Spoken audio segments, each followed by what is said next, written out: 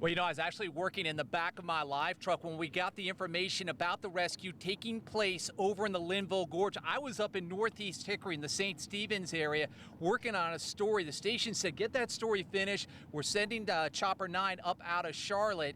And we decided at that point to try to get me over to the airport and get me up in that chopper by 5 o'clock. I got to the airport right around 4:30. They started gassing up the helicopter. And then we heard over the radio, actually Andy Holt heard this, that the chopper, the Black Hawk helicopter, was coming across the airport right at that time. We got very lucky. I said, Andy, we need to get up in the air and follow that chopper out there, and that's exactly what you did.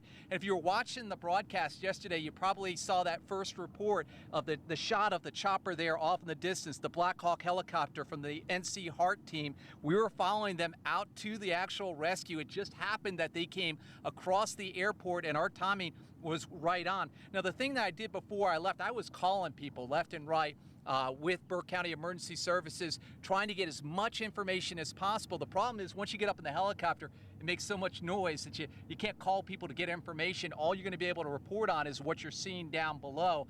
But when I got up in the helicopter, I was actually emailing the station, letting them know that we were following the helicopter and that we were going to have that as our first report.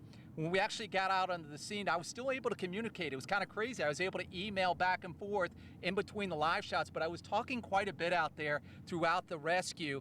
Fortunately, I have hiked up in the Linville Gorge a number of times. I knew the area well. I'd actually hiked the trail leading up to Shortoff a number of times, and I also had experience with rescues similar to the one that you saw yesterday. A lot of people have asked me since then, hey Dave, was this one of your top stories? I definitely put it in the top 5 stories I've ever covered, and I've been working in the business now for close to 20 years.